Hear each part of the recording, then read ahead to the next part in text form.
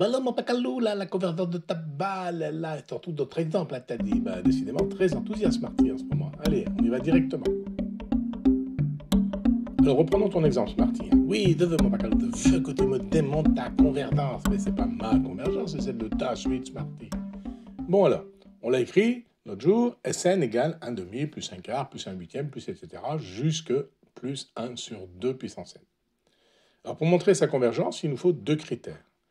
Que la suite soit croissante et que la suite soit plafonnée. On dit bornée par une valeur maximale, ou plus précisément en maths, on va dire majorée.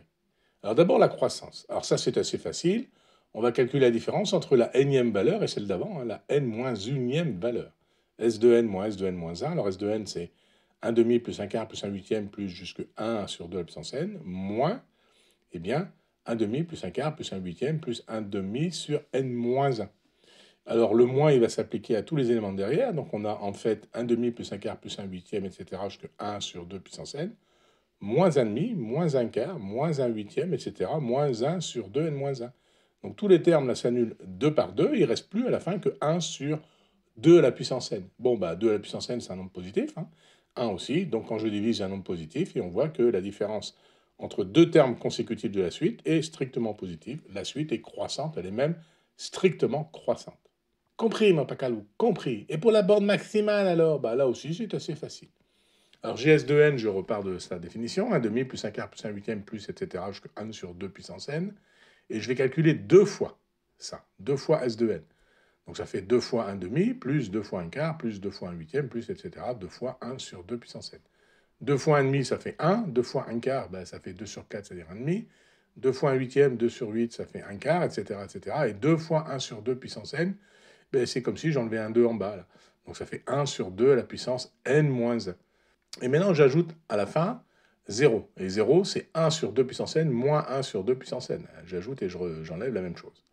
Et du coup, tu reconnais ici, de là à là, bah, tu reconnais la suite Sn. J'ai donc 2 fois Sn qui est égal à 1 plus Sn moins 1 sur 2 à la puissance n. Le Sn qui est à droite, je le fais passer à gauche, donc j'en ai 2 moins 1, il ne reste plus que 1, et on voit tout de suite que Sn égale 1 moins 1 sur 2 puissance n.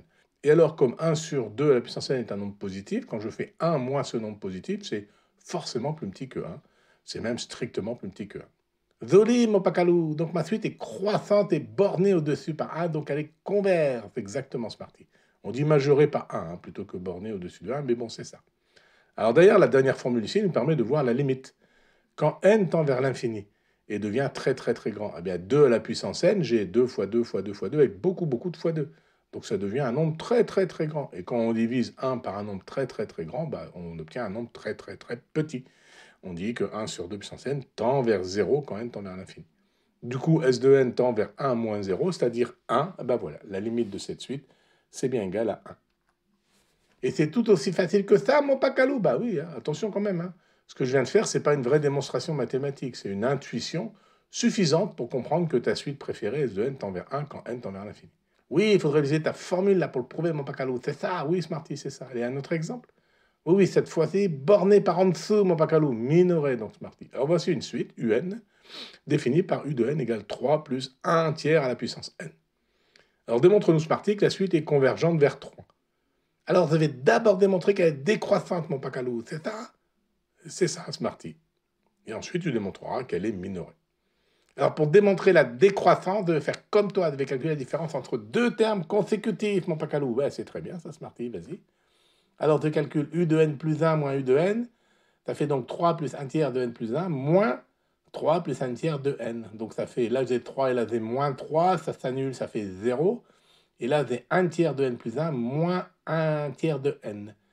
Et le 1 tiers de 1 sur 3 à la puissance n plus 1, c'est 1 sur 3 que multiplie 1 sur 3 à la puissance n.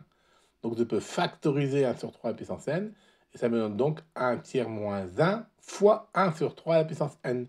Et 1 tiers moins 1, c'est 1 tiers moins 3 tiers, ça fait moins 2 tiers que multiplier 1 sur 3 à la puissance n, qui est un nombre positif, comme je multiplie par moins 2 sur 3. C'est strictement négatif même, mon pacalou. Donc la suite est décroissante. Excellent, Smarty, excellent. Et la valeur qui minore, à ton avis, Smarty, suite ton intuition? Bah, on voit, hein, un est égal à 3 plus 1 sur 3 à la puissance n, c'est plus grand que 0, mon pacalou. Donc de toute façon, 0 minore la suite? Bah exactement, la suite est décroissante, minorée par 0, donc convergente. Mais du coup, la limite, Smarty, c'est quoi la limite? Eh bien, v écrit u de n égale 3 plus 1 sur 3 à la puissance n, et 1 sur 3, c'est plus petit que 1. Donc, quand 1 sur 3 se multiplie par lui-même plein de fois, ça devient de plus en plus petit, et ça tend vers 0, mon pacalo. Absolument, Smarty. Et la limite, donc? Eh bien, la limite de u de n, c'est donc 3 plus limite de 1 sur 3 à la puissance n qui tend vers 0. Ça fait donc 3, mon pacalo. Un tend vers 3 quand n tend vers l'infini. Eh bien, voilà, Smarty. Alors, bien sûr, nos calculs, une fois encore, ne sont pas exactement rigoureux, hein, mathématiquement. Il faudrait utiliser ces notations avec les deltas et les epsilon. Là. Mais à ce niveau de vidéo, ça, c'est suffisant, en fait. Hein. Allez, c'est tout pour aujourd'hui. Je te donne rendez-vous à la prochaine vignette pour voir un autre exemple de critères de convergence et continuer ensemble de vivre ces aventures mathématico-physico-golfiques, Smarty. Deat, ma pacalou, deat.